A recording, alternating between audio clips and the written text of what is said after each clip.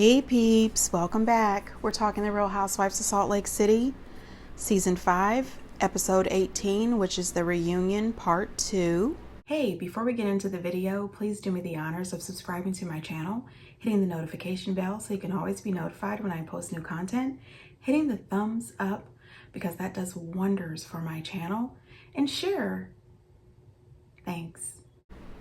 All right, you guys, so it is Sunday and I am just now watching Wednesday's episode of The Real Housewives of Salt Lake City. Before we get into the show, I did see a recent clip from a podcast that Joe Giudice did, speaking on him and Teresa when they got arrested. And they had Joe Gorga go in and help. And I know with that for a fact that he went and talked to the feds because an ex-federal agent told me that he talked to the feds. All right. An agent so told you I know that? an agent told you that? agent. Wow. An ex-federal agent. Yeah, that's it.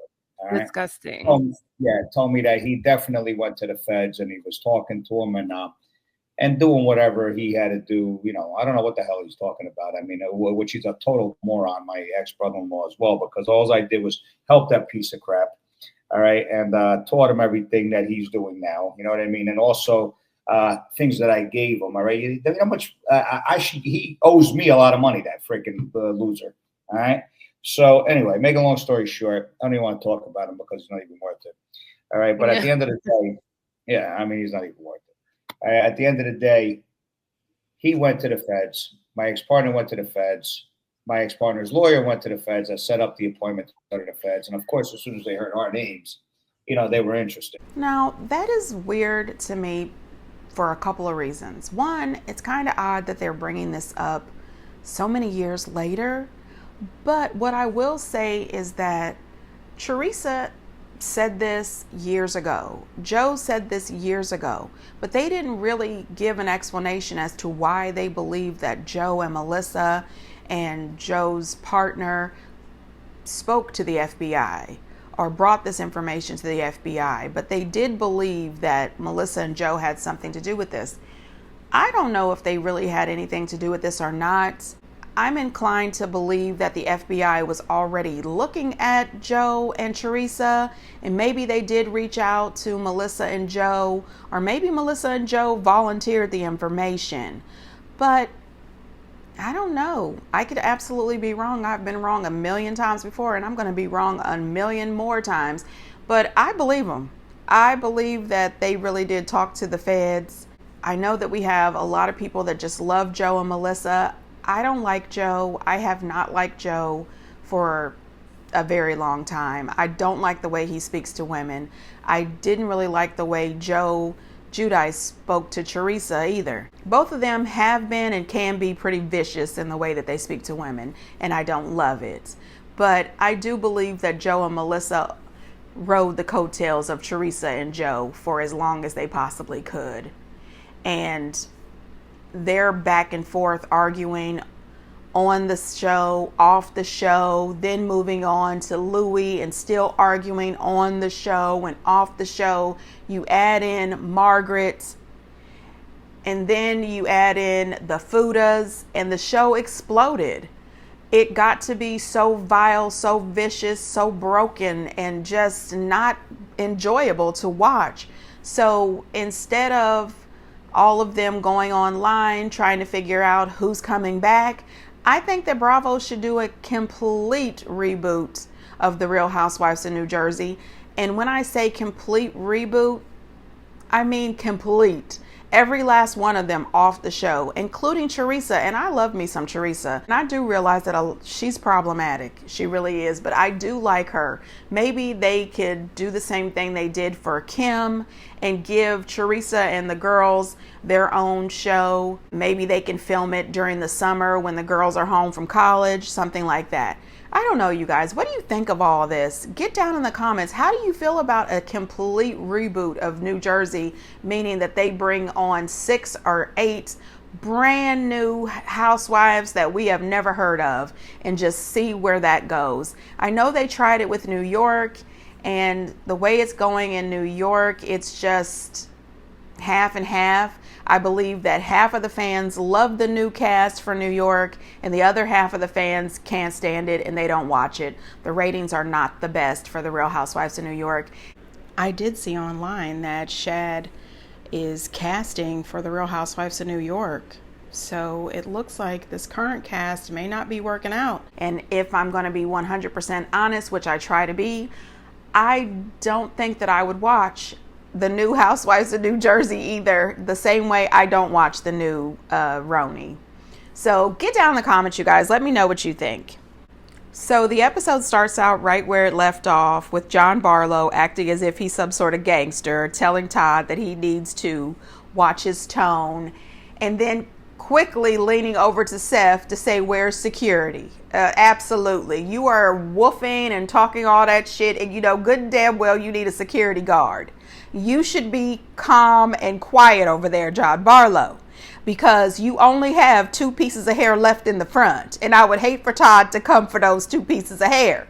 Now zip the barely there lips and leave Todd the hell alone. Because in my opinion, Todd's voice did not change. He was not yelling at your wife. Not only that, when you think about it, your wife has sat on that couch for 2 parts of the reunion, screaming, overacting, loud as hell, trying to overtalk every person on the damn stage. She should watch her damn tone. Now, with the situation with Bronwyn and Todd, goodness gracious, I'm telling you, she's doing a lot. She's doing a lot. You know, I was rooting for Bronwyn. I enjoyed her. I think that she was a fan favorite. I mean, she was killing it. And I still like her, but I'm thinking that she's a little bit of Mia. She's the Real Housewives of Salt Lake City's version of Mia from Potomac. The woman lies a lot. I mean, she lies a lot. I personally think that everything that she said about Todd on that boat was true, and that's how she felt and how she still feels. But I think now here she is. This has played out on the air. Todd is the breadwinner for their family. He is a senior president of some company. He's right here sitting behind you, and now you want to downplay it and try to make it seem as if it wasn't everything that it really was, because you know that you have embarrassed Todd and you have upset Todd, and you don't want to do that. Listen, I am a person who believes in living in what's really happening and telling my truth, exposing myself. I am definitely going to expose myself before I allow somebody else to expose me. I am that type of person. I think that if it was true when you said it on that boat, it should be true right now, here, present, in front of Todd. It is what it is. I said what I said. You had an affair, whether it was a physical affair or whether it was an emotional affair. And I'm going to tell you, and get down in the comments if I'm wrong about this, especially those of you who are married. To me, I think that if I found out that my husband had a one-night stand and he banged it out with somebody, I would be devastated. I would be broken. My heart would be hurt. But I think that if I found out that he had an emotional relationship with somebody, I would absolutely be crippled. That would put me in a very bad place. To me, it's worse for him to build a bond emotionally with somebody than to just say he dipped out. Both of them are bad, but I would be crippled by that emotional connection. That would really cripple me. And them trying to act as if it really wasn't an affair. It was, because on the boat, you said that because of this, Todd bought you a ring that had 5 diamonds and he gave you 5 new promises. Then on the show, Todd said he gave you that ring and broke down the 5 promises. You had to help him with one of the promises, though. He had forgot the transparency one. Now that would be something that we need to talk about off stage. How the hell you forget the transparency one, Todd? I'm just saying, I think that this is her PR stunt. I'm going to try to switch it up. I'm going to try to change it. I'm going to try to make Todd look softer, more respectful Todd. I ain't buying none of that bullshit. With Meredith and Heather and Lisa over there chiming in, chirp, chirp, chirp, chirp, chirping. Be quiet especially Heather. Heather, there was no segments about you this episode, and you talked more than a lot of people. We just could not stop hearing from your ass. I wanted Heather to shut up. Her and her veneers. Zip it. But one thing I will say that I agree with regarding Meredith and Lisa, Bronwyn did get hella mad that they didn't support her throughout what she was saying on the boat.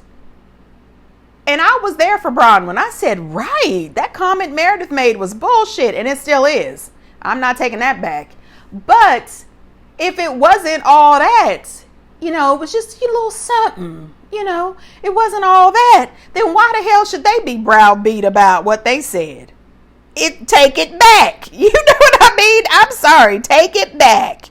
She was very upset that they weren't there with her, holding her, crying with her, and supporting her about this alleged affair that was never really an affair, according to her now. So, take that back. You owe them an apology for browbeating the hell out of them.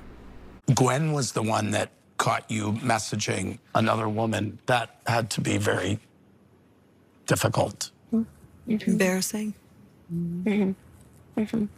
Yeah.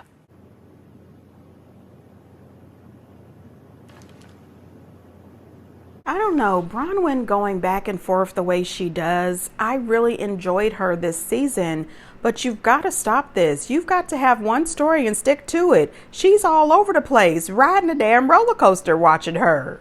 I want off. This is ridiculous. And did anybody notice Todd's face when they brought up that Gwen is the one that caught him cheating? Either he didn't know that Gwen is who let Bronwyn know about these text messages, or he didn't know that she brought it up on national television. He was completely shocked. And then she's looking at him saying, "You're okay. You're okay." No, he's not okay. When you think about it, on the boat, she did say that Todd had an infidelity, but then on Watch What Happens Live, she tried to dial it back. And she says that it wasn't, a big affair. But then it was an emotional affair. What the hell was it? I don't know. I just think that she needed to just let this go. If you're going to be on this show and you're not okay with sharing everything, you're not okay with telling 100% what the hell is going on, then stop talking. Stop talking, because you weren't honest. She's the Mia of the Real Housewives of Salt Lake City, just like Lisa is the Kyle of the Real Housewife of Salt Lake City. That's just my opinion. I have to agree with Andy when he said that it was really admirable the way Todd stood up for Gwen regarding meeting her grandparents, and I agree with that. Todd has been in Gwen's life since she was 8 years old. He has been the only father that she knows. He is there for her. He loves her. He supports her. Those grandparents haven't been around not one damn day. So I'm Team Todd there. A fan had a question when they asked, why is she not holding Whitney accountable the way she's holding Meredith accountable for these gay rumors? Because it was Whitney who insisted that Monica bring these up on camera. And that is true. Whitney played a major part in this being on camera. Before Meredith can answer the question, which, this involves Meredith, Lisa and Heather get to jumping in. They've got shit they want to say. And of course, Andy has to say, please let Meredith speak. Control room is saying that Angie is correct. That's what was said. I'm getting angry. Okay. Can we let this go? In fact, I think I'm finished. Load of We have established. Unless I hear that and I'm being told it will play at the reunion, I am finished. I personally, watching that segment, I said to myself, I think Andy is over Meredith. Because he was hitting her with the zings left and right. And I was right there with him. He says, this is not what this is about. She says, Angie talked about my home. She talked about my business. She said that I live in a rental. And Andy said, don't you rent? And she says, yes, but she said it in a negative way. He was not here for it. The truth is, everybody on that show has brought up the fact that she lives in a rental, including her bestie, Lisa. They have all brought up the fact that every season she's in a new rental. She did explain that her and Seth only live in Salt Lake City 6 months out of the year. So that's why they rent a place every year. So I wonder, where do they live the rest of the year? And do they rent a place there as well? Do they actually have a home that is their own somewhere? I know that's not my business. I just want to know. Now, the whole thing with Meredith insinuating that Sean is gay, okay, majority of all of that information did come out through Monica with the help of Whitney, but Meredith did allude to it. Remember when they were at that restaurant and she said she doesn't want to talk about the rumors about the husbands. Remember? What rumors was she referring to if it wasn't these gay rumors? Meredith had a part. She played a part. Sean, I like him. He always keeps an even tone. He's never disrespectful, but he keeps it to exactly what was said, why he said it, what he did. He tries to always remain calm, and I am Team Sean. Sean didn't say anything bad about any of Meredith's children. Sean was asked a question, just like Andy said it was a loaded question. He responded to it. And the truth is, Meredith alluded to rumors about her husband. She absolutely did. Angie stood on business and she said, listen, Monica told me that you said it. Then later she said you did not say it. Andy said, listen, production just confirmed. The control room said that is true. That's exactly how it happened. Then Meredith throws a complete temper tantrum. This is a grown woman of 60. I think she's 60. I don't know. She threw a full-fledged tantrum. She wanted them to roll that beautiful bean footage, or she was going to leave. And I said, well, do you promise? Will you leave? Like, leave the show and take your raggedy ass husband with you? Will you leave? Like, this is absolutely ridiculous the way she is behaving. She wanted Andy to know, I didn't come here for this. I want you to roll the footage. I mean, it was ridiculous. I would personally like to share every bit of footage from the show, but for some reason, Salt Lake City always gets me a copyright infringement. I try to use the least amount of clips and they still give me a ding, and I'm sick of this shit. Anyway, the other ones don't do it as much. They do it sometimes, but not as much as Salt Lake City. Anyway, they rolled the footage and it was exactly what Andy said. Yes, Monica said you said it. And then she took it back. Still, you had a part. You wanted to talk about the rumors, remember? You know, and after they rolled the footage, she was happy and she sat back down. Girl, please shut the hell up. You are acted out. It is ridiculous. Andy and all the girls on Mary's couch, all of them thought this was a waste of time. We are really wasting time talking about this. I'm sure Monica was at home getting a big kick out of this. She wasn't even there this season and she's part of the storyline. Not only that, you guys, throughout this particular season, haven't we seen Sean apologize to Meredith 3 times? Even though I don't think that he did anything wrong, he has apologized to her 3 times. And I happen to agree with Sean. You said that you would never bring up the rumors or you would never out someone because your son is gay. You're using your son's gayness the way he said that you were. You were going to out them. If Monica hadn't put it out there first, you were going to say it at some point. You alluded to it. You were a part of it. Just accept his apology and you apologize to him as well and just move on. Move on from this. And did you guys see that a couple of times throughout the show, Sean looked like he had tears in his eyes? They keep on calling this man gay. Lisa brings up the analogy of the circle jerk.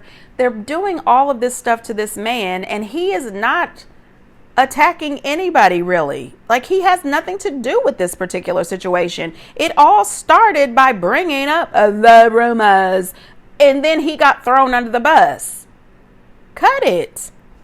So then they move on to John and Justin and the way John behaved. at Angie's house. And John says that he's embarrassed about the way he reacted the second time. He's not taking back how he reacted the first time. But in my opinion, he was wrong 100% of the time. Both times. Your wife was the one screaming and running up to him with her hands in his face, calling his wife a effing liar. And all he was doing was saying, she's not a liar. She's not a liar. And then asking, why is she calling her a liar? And you popped off as if you could bust a grape. And we can tell you can't. You don't have that in you, John. Okay, and we can look at you and see that you can't fight. Cut the shit. Justin apologizes again, and you could see by the look on Whitney's face that she was not here for it. Justin says he apologizes for the first time because he was a little aggressive. I don't think he was aggressive at all, but that's just my opinion. Everybody has one. Get down in the comments and let me know what you think. But he does say that he did not agree with the way John was acting the second time. He said, all I did was ask a question. I asked her, why does she think my wife is a liar? That's all I asked. And you got an attitude about it. It was ridiculous. Then they bring up the rumor that Whitney had on her text message regarding John Barlow and Lisa having a threesome. And Whitney immediately apologizes. She tells Lisa that she's really sorry, but she mostly wants to apologize to John because she should have never brought him into this. She should have never said that. She said the rules of the night was we were supposed to bring up, the worst thing we ever said. It was a rumor. I put that out there so that we could burn it and move forward. And, I think she put that out there really just to embarrass Lisa and have Lisa read the text. I don't think she threw it out there really to burn it, but it was good television, but it was pretty bad. However, Lisa's apology to Sean regarding that circle jerk comment, analogy, whatever she was saying, I think is absolutely disgusting. I don't believe that apology. I do not accept that apology on behalf of Sean, because the truth is, yes, you were upset. Yes, you were angry, but why did Angie and Sean have to take that bullet? Angie and Sean weren't talking shit about you. That wasn't Angie's text. You should have said, what if I said Justin was participating in circle jerks? That should not have been thrown at Sean. That was wrong in every way. And just like Andy said before, analogies don't work with the Housewives. I do believe the reasons they don't work is because they're always low blow analogies. It's Jackie talking about Teresa's daughter, you bringing up her husband. Those analogies tick people off. They don't take time to think, oh, she's just using an analogy. They quickly think, oh, you talking shit about my child, or you're talking shit about my husband. It's time to pop off. Cut the shit, Lisa Barlow. You knew what you were doing. Now, I would like them to remove Seth all the way together. And I would also like Whitney to have a full-fledged come to Jesus moment with Justin's ass, because Justin was sitting too calm and smiling while Seth was dancing around this non-apology. That is a bunch of bullshit. And what I also noticed is that Lisa and Meredith stood behind Seth in that biatch comment. I don't give a shit if you say bitch or biatch. Neither one of those will be acceptable. I think that it was absolutely over the top, rude, and disgusting that this grown-ass man would say some shit like this to a grown-ass woman. What the hell is going on? Your fight is with Sean, not Whitney. Meredith said, well, Whitney was getting involved in a situation that had nothing to do with her. How many times have you gotten into a situation that has absolutely nothing to do with your ass? I mean, that's Housewives. That's what they do. I was also upset that Andy didn't say, Seth, that didn't sound too much like an apology to me.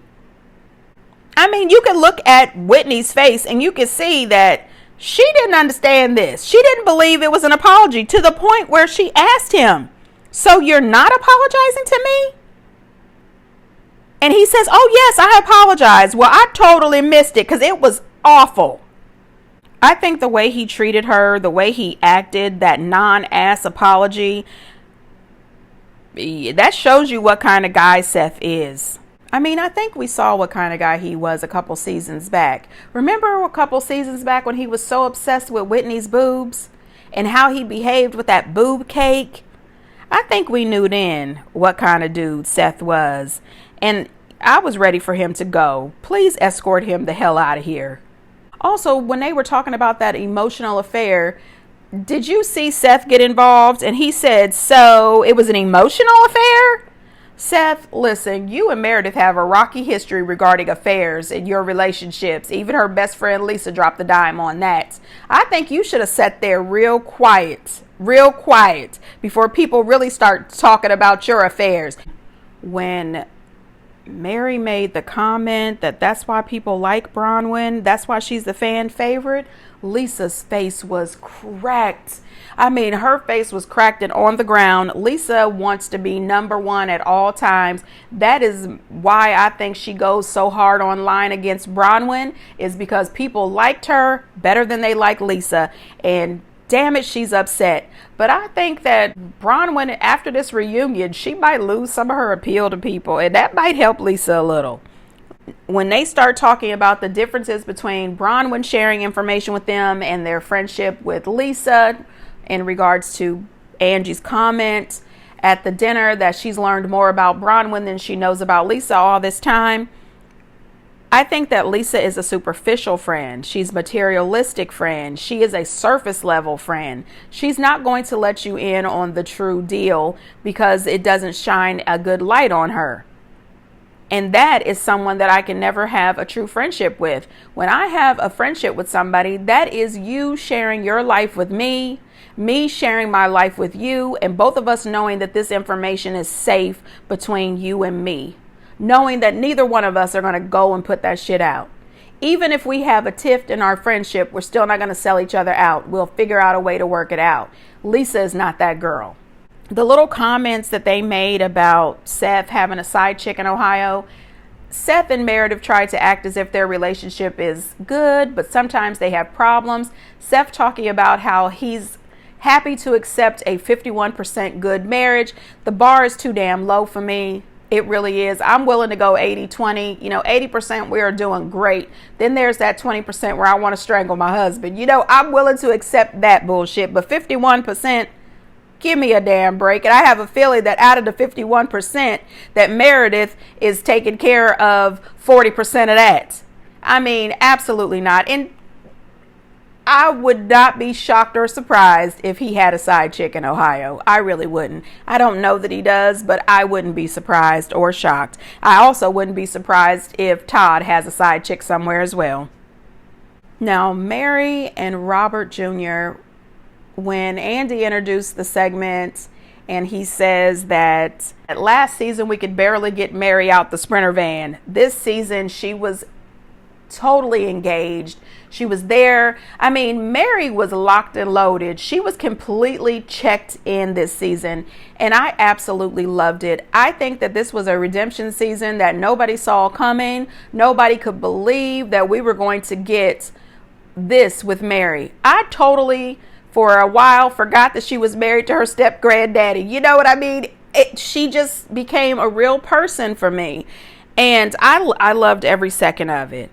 She lets us know that Robert Jr. went to rehab for 30 days. He's doing well. She says that she was a little worried that he didn't get rid of all of his friends from the past, because it's a good idea to get rid of those past friends who were doing the things that you shouldn't be doing. But she says that he has incorporated new sober friends. He's going to the AA meetings and the NA meetings. She says that he's doing well, trying his very best. And I mean, I was crying. All the girls were crying. Andy was crying. Meredith wasn't doing anything. I don't know what the hell is going on over there on her side of the couch, but she was stone-faced and she had zero emotion. I don't know how she was able to keep from crying and being upset. It seemed to me that she was upset, and I thought, is she upset because Mary shared this information with Angie and she didn't share it with her? Is her feelings hurt over this? Even if her feelings were hurt over this, I don't know how she could sit over there and not have any kind of emotion and no empathy. It was rough to watch. I said, what the hell is going on with this woman? Even Lisa managed some real tears. I said, oh gosh, something is not right. I do blame myself. I feel like somewhere I missed the mark on catching it. But I feel like everybody has their own journey. Everybody has their own testimony. Everybody has their own story. And I feel like that one is for him. She did a great job. I feel like you He's a want to great raise your kid. kids You to were talk to amazing. you. Yeah. You want them to be able to come to you about whatever it is. Yeah. And I always have That's that. the goal. Mary blaming herself is natural. I think all parents, whether it's the mom or the dad, when something goes wrong with our children, we blame ourselves first. We want to know, why didn't we see it? Why didn't we hear? Why is it that this is going on in our child's life and we were unable to protect them? We were unable to stop this from happening. Why? And I just believe that that's just natural. That's what we parents do. We want to be able to protect them. We want to be able to stop it before it happens. And sometimes we just can't. We can't be everywhere, every place, at every second. We cannot pick up on every single clue. We can't do that. And I think it's just like she said, we are all our worst critic. We all think the worst about ourselves, and we shouldn't. We have to sometimes just sit back and give ourselves some grace sometimes and just say, listen, it's okay. You know, he's still here. He's still with us, and we can take each day to try to take steps to fix it, to take steps to make a better way for him and for us. I appreciate that she was so honest and vulnerable. I appreciate that Robert Jr. felt safe enough to have this conversation with his mom. And just like I have said before, Mary said it as well, it's very important for parents to allow their children to talk to them, to make them feel comfortable in coming to you to tell you anything. Like I have said before, I only have one son. You know, Mary only has the one son. Her son is 23. My son is 22. He'll be 23 next Saturday. The thing is, to this very day, there is nothing about him that I don't know. My son tells me everything. And sometimes he tells me TMI information, and I really don't want to know. But you know what? I don't stop him from telling me. I allow him to keep telling me, because I never want to have the time when I tell him not to tell me something, and then all of a sudden he freezes up and feels uncomfortable and then stops talking to me. I want him to know that he can always tell me anything. I will not judge, and I will only offer love, support, and advice if he is open to listening and hearing it. Because I don't want him to think, if I tell her this, she's going to cut me off, she's going to tell me I'm wrong, she's going to do this. None of that. So therefore, my hat is off to Mary. I think that it's just amazing, this story. And just like she said, we just wanted to be able to save one person. You heard Heather say that she watched it with her children and it opened up a whole area of conversation. Whitney shared it with her children and she got the same. She was able to talk to them about their grandfather, who they haven't spoken to since season 1. Mary is definitely the MVP of this season. She says that everyone has their own journey. Everybody has their own testimony. Everybody has their own story. And I feel like this one is for him. And that is true. We all have our own journey. We all have our own testimony. People can look at us on the outside and think that they know us, and they have no idea of the roads we have walked. None. And hats off to Mary and Robert Jr. and Robert Sr. as well. I wish them the best. I wish Robert Jr.'s wife the best. I know she's doing her sobriety journey as well. I hope that they go on to stay sober and have happy, healthy lives. I really do. When they showed that text message that Meredith sent to Mary, I didn't really feel a bunch of love and support from that text message. I froze the screen and I read the text message, and it was mostly about what she went through and how she's talking about, I don't know if you watched, but I shared my nephew's story, season 3. What was she implying there? Well, I just didn't feel the love coming from that message. Also, I remember Mary saying that when that episode aired, all the ladies reached out to support her except for Lisa Barlow. I think Lisa might have been holding some, animosity against Mary. Remember, it has been several seasons where Mary talked about Lisa's parenting. So maybe Lisa said, I don't give a shit. I don't know, but that was just the feeling I was getting.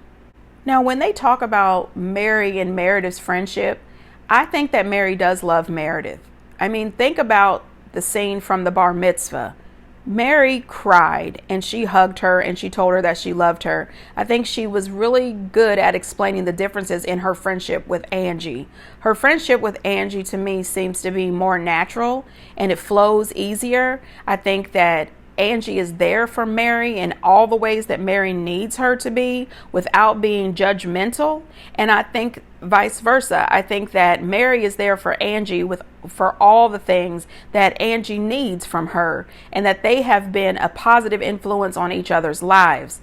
On the other hand, I agree with Mary when she says her friendship with Meredith is a little different, and Meredith is extremely busy. I think that Meredith is also always team Lisa Barlow and always going with what these other women say, and Mary doesn't too much enjoy that.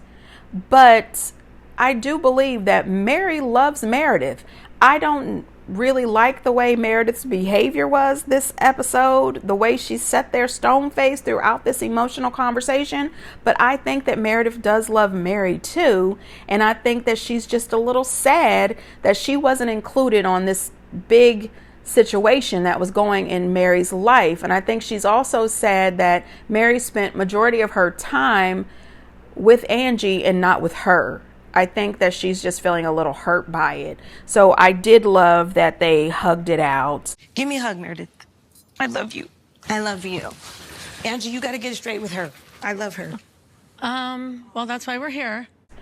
And I also appreciated that Mary said to Angie, you and Meredith have to work this out because I love Meredith. And Angie said, well, that's what we're here trying to do. And when you think about it, season 6 with Angie, Mary, and Meredith, that could be the group. You know what I mean? That could be the team that we didn't know we needed. You know what I mean? I would love to see that. Now, these bangs, them bangs was bad. Mary said they were torturous. Listen, Meredith with that list of all the things people said about her. I was team Angie when she said, well, what about the things you said about other people? If you go back and you write down all the things that you've said negative about other people, the list could be longer. You never know. I do appreciate Bravo editors throwing in some of the negative, nasty things that Meredith has said. I don't know. Maybe Bravo is getting sick of Meredith. I don't know, you guys. What do you think? Who do you think should be in the cast next season? Next week's episode, Brittany will be on the couch. Lord have mercy. Let's talk about it in the comments. And until next time, bye.